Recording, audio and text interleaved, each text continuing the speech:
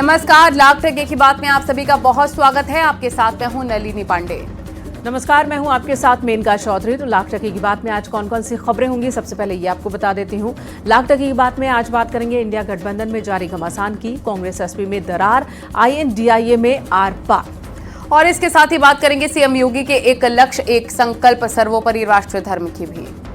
और इसके अलावा बात होगी उपचुनाव के बाद पार्टियों की तैयार हो रही रणनीति की, क्योंकि सभी पार्टियां अभी से ही 27 के रण की तैयारी में जुट गई हैं। साथ ही बात करेंगे बांग्लादेश में हिंदुओं के खिलाफ हो रहे अत्याचार पर देश में हो रहे प्रदर्शन की। इसके बाद बांग्लादेश पर सर्जिकल स्ट्राइक की मांग उठने लग गई है। और इसके बाद हिंदुत्व पर दिए गए महबूबा मुफ्ती की बेटी के विवादित बयान की बात होगी कि किस तरह घमासान मच गया है। इस पर आपको दिखाएंगे विस्तार से इस बुलेटिन में।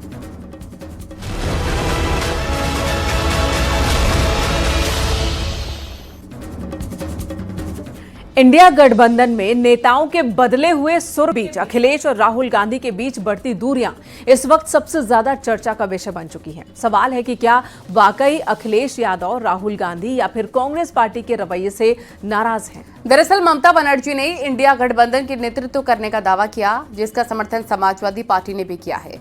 साथ ही समाजवादी पार्टी ने कांग्रेस और राहुल गांधी के नेतृत्व पर सवाल भी खड़े किए हैं। ये पूरा मामला क्या है, आपको रिपोर्ट में दिखाते हैं।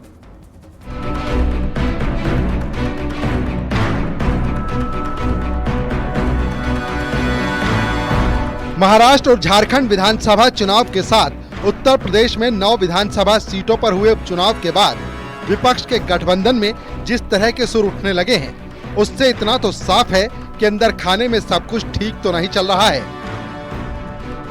एक तरफ ममता बनर्जी ने विपक्षी गठबंधन की लीडरशिप पर अपना दावा ठोक दिया है, तो दूसरी तरफ समाजवादी पार्टी पहली ऐसी पार्टी है जिसने ममता बनर्जी का खुलकर समर्थन कर दिया है और राहुल गांधी के किसी भी तरह के नेतृत्व से इनकार कर दिया है। ममता बनर्जी का नेतृत्व पर दावा, समाजवादी पार्टी का ममता बनर्जी को समर्थन, आरजेडी बता रही लालू यादव को शिल्पकार, कांग्रेस की क्षमता पर एसपी उठा रही सवाल, दिल्ली में केजरीवाल की एकला चाल। যারে দেখতে নারী তার চলন ব্যাখ্যা আমাকে দেখতেই পারে না, তো আমাকে কি করে এসব কথা বলছেন? তবে আমি দায়িত্ব পেলে এটুকু বলতে পারি, আমি চাই না, আমি বাংলার মাটি ছেড়ে কোথাও যেতে চাই না।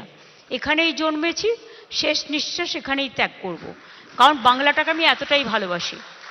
আমাকে অন্য কিছু হাতছানি দিয়ে ডাকলেও পাবে না, কিন্তু এটুকু আমি মনে রাখতে পারি, মনে করি যে আমি এখানে বসেও আমি কিন্তু এটা চালিয়ে দিতে পারি। राहुल गांधी तो अब भी इंडिया गठबंधन के नेता नहीं जी। तो ममता बनर्जी के बयान को किस तरह से देखते हैं? ममता बनर्जी ये कोई भी कह सकता है कि तो अच्छा, सब राजनीति में कोई साधु संत तो बन के आते नहीं, सब पद चाहते हैं और वो ये देख रहे हैं। संभवतः उन्होंने इसलिए कहा होगा कि चाहे लोकसभा का चुनाव हो चाहे विधानसभा के चुनाव हो, कांग्रेस ने कहीं अच्छा परफॉर्म कर नहीं पाया कहीं। अगर लोकसभा के चुनाव में इनकी सरकार है, हिमाचल प्रदेश में 4 की 4 सीटें हार गई, इनकी सरकार तेलंगाना और कर्नाटक में है, वहाँ भी आधी सीटें हार गए। अगर वहाँ भी ठीक परफॉर्मेंस हो जाता और मध्य प्रदेश में, छत्तीसगढ़ में 1 सीट नहीं जीते तो आज मोदी प्रधानमंत्री होते ही नहीं।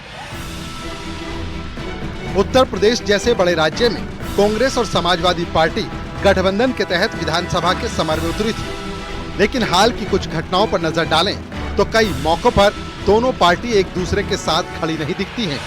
तो सबसे बड़ा सवाल यही है कि आखिर ऐसा क्या हो गया कि दोनों पार्टियों के बीच दरार आने की खबर है।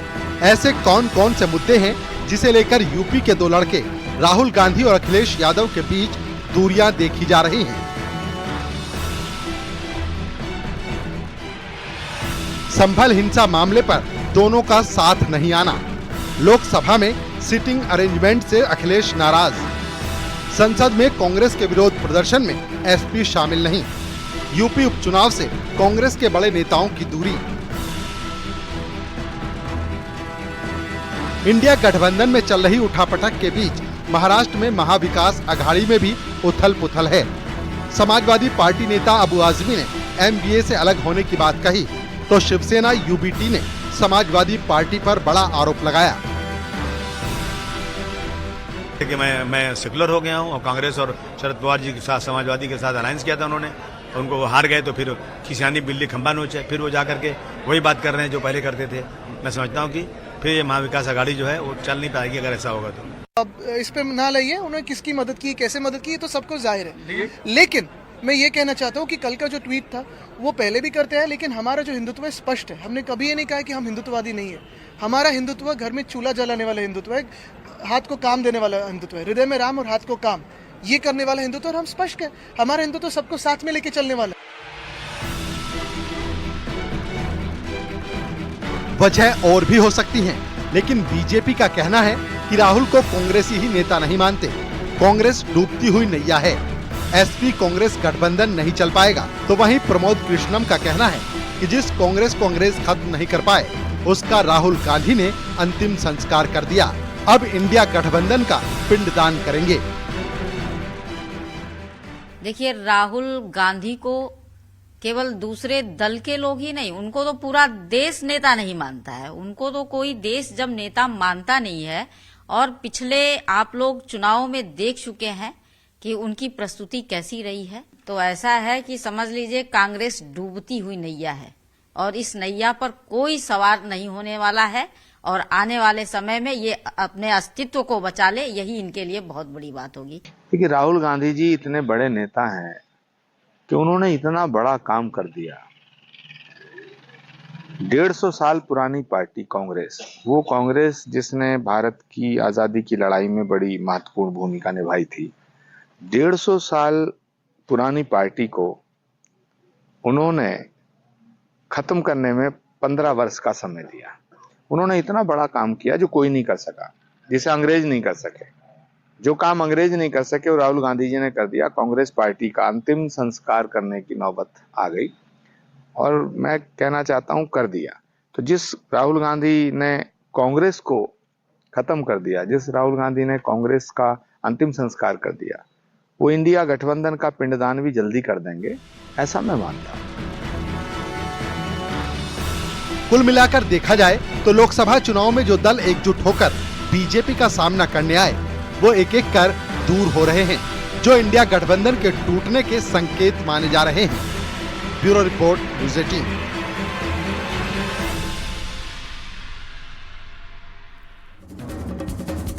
और कानपुर में सीएम योगी ने एक बार फिर से राष्ट्र धर्म को सर्वोपरि बताया। उन्होंने कहा कि अगर देश के आगे व्यक्तिगत स्वार्थ आए तो उसे एक किनारे कर देना चाहिए। इससे पहले सीएम योगी ने देश और धर्म को लेकर भी बयान दिया था। उन्होंने कहा था कि अगर हमारा धर्म सुरक्षित है तो हमारा देश सुरक्षित है, और धर्म सुरक्षित है तो हम भी सुरक्षित हैं।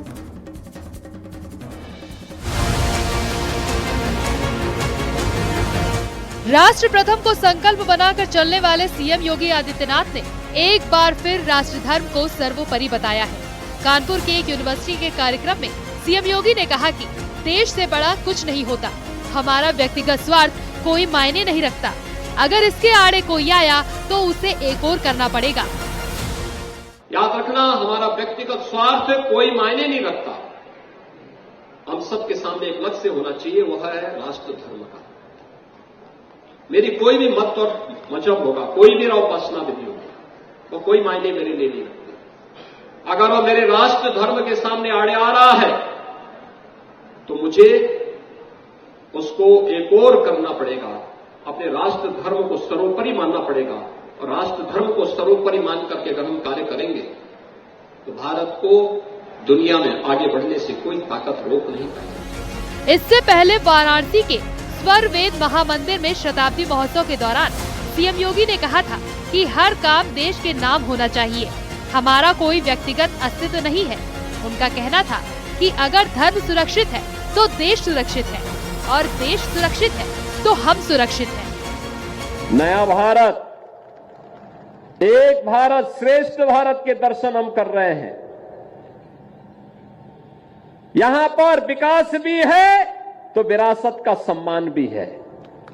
आप यहां पर सदाफल गुरुदेव महाराज के जैसे विहंगम योग संत समाज के कार्यक्रम के साथ जुड़ रहे हैं, ये उसी विरासत का सम्मान है जो आज से 100 वर्ष पहले सदगुरु सदाफल देव जी महाराज ने प्रारंभ किया था। उसी का निर्माण आचार्य स्वतंत्र देव जी महाराज, संत प्रवर श्री विज्ञान देव जी महाराज, उसी परंपरा का अनुसरण करते हुए उसको एक नई मजबूती के साथ आगे बढ़ाते हुए जन जागरण के एक बृहद अभियान के साथ जुड़ रहे हैं। सीएम योगी के इस बयान को जहां बांग्लादेश के संदर्भ में जोड़ा जा रहा है, तो दूसरी तरफ विरोधी दलों पर निशाने के तौर पर भी देखा जा रहा है। Bureau report, news 18। उपचुनाव के बाद सभी पार्टियां 27 की तैयारी में जुट गई हैं। बीजेपी अब सोशल मीडिया पर फोकस कर रही है, तो समाजवादी पार्टी संगठन की सर्जरी में जुट गई है। उधर कांग्रेस भी नए संगठन के साथ 27 के मैदान में उतरने की तैयारी में है, तो मायावती पुराने नेताओं की घर वापसी का इंतजार कर रही है।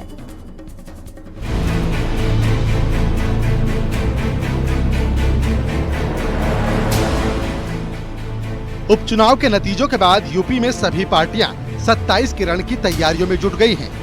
यही वजह है कि बीजेपी हो या समाजवादी पार्टी, कांग्रेस हो या बहुजन समाज पार्टी, सभी जमीन पर उतरकर 27 की तैयारी में जुटी दिखाई दे रही हैं।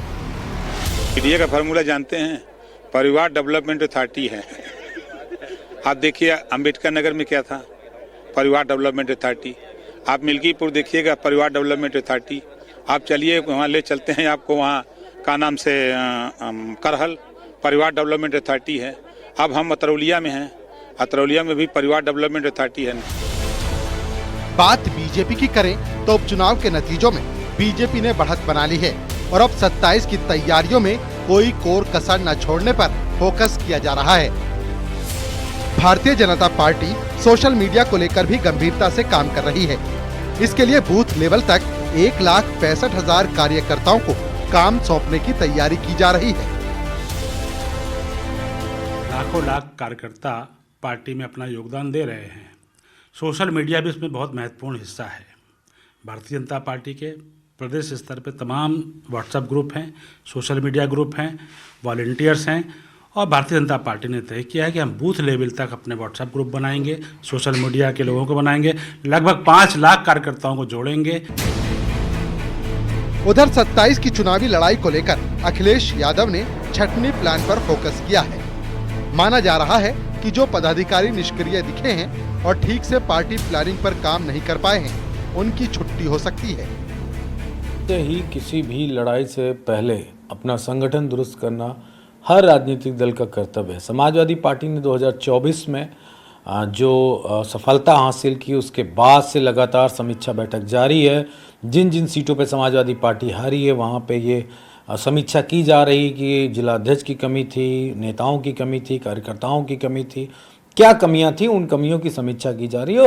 और समय आने पे जहां जहां भी जो बदलाव की आवश्यकता होगी, समाजवादी पार्टी वो बदलाव करके।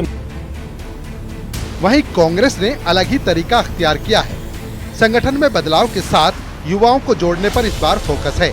सभी कमेटियां भंगकर कांग्रेस ने संदेश दिया है कि नया संगठन 27 में मजबूती के साथ उतरेगा। इसके साथ ही कांग्रेस संभल, ज्ञानवापी और मथुरा जैसे मुद्दों पर 1 लाख चिट्ठियां चीफ जस्टिस ऑफ इंडिया को भेजने की तैयारी कर रही है। लोगों की हत्याएं की है पुलिस ने, पुलिस प्रशासन सरकार के दबाव में। आप पुलिस को गिरफ्तार करने के लिए नहीं बोल रही हैं कि जिन पुलिस वालों ने मारा, जिस सीओ ने गोली चलाई है, जिसने हत्या कराई है, उसके खिलाफ 302 का मुकदमा दर्ज हो, उसको जेल भेजा जाए। मायावती जी को इस पर बयान नहीं दे रही हैं, वो सरकार का पक्ष ले रही हैं और भाजपा की मदद कर रही हैं। मायावती की बात करें तो नतीजों से बीएसपी निराश तो है, लेकिन मायावती ने भी प्लान तैयार किया है। उन्होंने भी साफ किया है कि पार्टी के पुराने नेताओं की घर वापसी होगी। दलित वोट बैंक जो कांग्रेस और सपा के बीच बट गई, उसे फिर से एकजुट करने पर मायावती का फोकस है।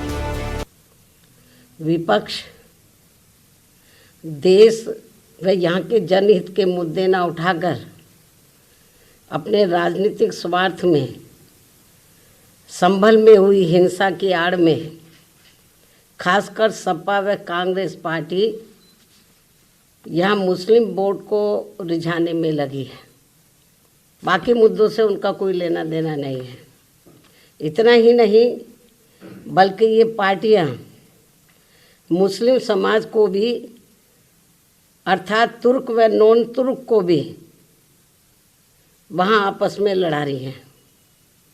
संभल में जिससे मुस्लिम समाज को भी सतर्क रहना है। कुल मिलाकर पार्टियों ने 27 की तैयारी तेज कर दी है, लेकिन कांग्रेस और सपा के बीच इंडिया गठबंधन में जारी घमासान के बीच इस वक्त लोगों की नजर यूपी के दो लड़कों की जोड़ी पर है। अब 27 में साथ रहेंगे या अलग, ये वक्त बताएगा। Bureau report, news 18।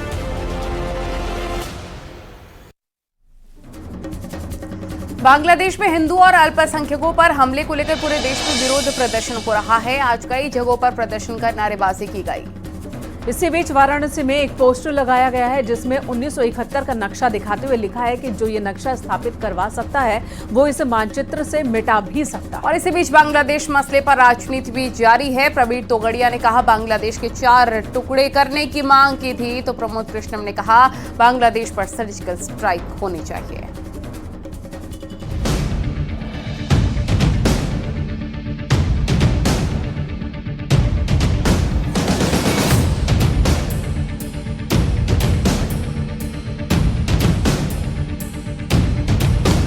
बांग्लादेश में हिंदुओं पर हो रहे अत्याचार के खिलाफ पूरा भारत इस वक्त उबल रहा है।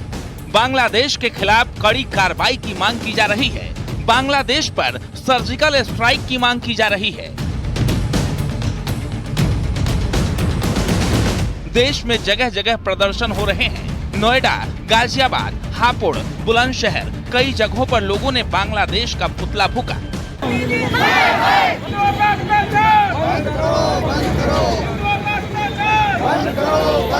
चाहते हैं कि बांग्लादेश में हिंदुओं का अत्याचार हो रहे हैं, उसके लिए सरकार को स्टेप उठाए। बांग्लादेश में जितने हिंदू थे और जो बचे कुछ अल्पसंख्यक थे उनके साथ इस तरह का सलूक करा जा रहा है, इसका हम लोग पुरजोर विरोध करते हैं। पूरे देश में हो रहे प्रदर्शन के बीच वाराणसी में बांग्लादेश के खिलाफ लगा एक पोस्टर चर्चा का विषय बना हुआ है। बीजेपी नेता की ओर से लगाए गए इस पोस्टर में इस्कॉन प्रमुख चिन्मय कृष्णदास की रिहाई की अपील की तस्वीर के साथ बांग्लादेश पर निशाना साधा गया है। पोस्टर में 1971 की याद दिलाते हुए लिखा गया है, जो नक्शा स्थापित करवा सकता है वो विश्व मानचित्र से इसे मिटा भी सकता है। इन सब के बीच हाथरस पहुंचे अंतर्राष्ट्रीय हिंदू परिषद के अध्यक्ष प्रवीण तोगड़िया ने बड़ा बयान दिया है। उन्होंने कहा कि बांग्लादेश के 4 टुकड़े करने के लिए भारत की सेना को आदेश देने की तैयारी सरकार को करनी होगी। साथ ही हिंदुओं को 1 की बजाय 3 बच्चे पैदा करने की सलाह भी दी। तो दूसरी ओर आचार्य प्रमोद कृष्णम बांग्लादेश पर सर्जिकल स्ट्राइक की मांग कर रहे हैं। भारत सरकार भारत और दुनिया के हिंदुओं की रक्षक कस्टोडियन बने। मेरा विश्वास है कि भारत सरकार में बैठे हुए हमारे प्रधानमंत्री, रक्षा मंत्री, गृह मंत्री यह जिम्मेदारी अदा करके हिंदुओं की रक्षा का काम करेगा और बांग्लादेश के अत्याचार रुकवाएंगे।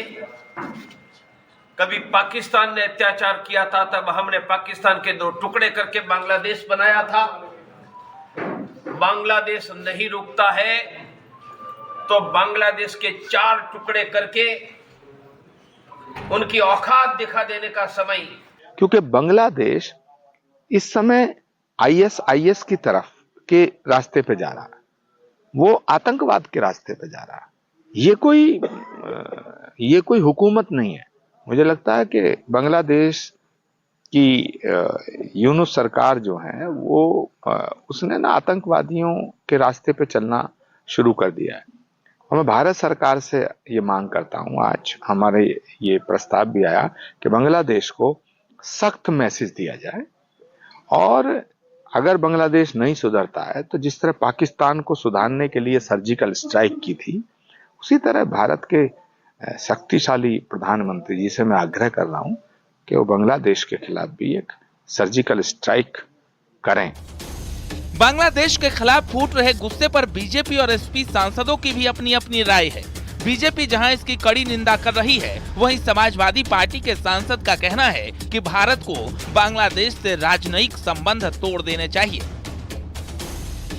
विदेशी शक्तियां हैं बांग्लादेश के लोगों को मैं सिर्फ दोषी नहीं दूंगा, लेकिन बांग्लादेश की यूनुस सरकार को मैं इसलिए दोषी दूंगा कि उनकी जिम्मेदारी है कि वहाँ रहने वाले सभी धर्मावलंबियों की सुरक्षा का ध्यान रखें। धार्मिक स्थलों के लिए, मंदिरों के लिए, इस्कॉन के मंदिरों के लिए उनकी सुरक्षा की जिम्मेदारी वहाँ की यूनुस सरकार की है और भारत सरकार भी इस विषय में अपने पूरे प्रयास कर रही है, राजनीतिक कूटनीतिक प्रयास कर रही है। आज तक हम बांग्लादेश के उच्चायुक्त को तो भगा नहीं पाए यहाँ से, हम राजनयिक संबंध तोड़ नहीं पाए। हमने विरोध कहाँ किया? बांग्लादेश के संबंध जो है, मेरा तो मानना है कि भारत सरकार को तत्काल कड़ा विरोध जाहिर करना चाहिए और अपने राजनयिक संबंध तोड़ देने चाहिए इसी देश से। बांग्लादेश में अल्पसंख्यकों पर हो रहे हमले का सीएम योगी भी कई बार मंचों से विरोध कर चुके हैं। केंद्र सरकार अपने स्तर पर बातचीत कर रही है, लेकिन बांग्लादेश के खिलाफ देश का गुस्सा बढ़ता ही जा रहा है। इसी बीच सर्जिकल स्ट्राइक और 4 टुकड़े करने वाले बयान से मामला और गर्मा गया है। Bureau report, news 18।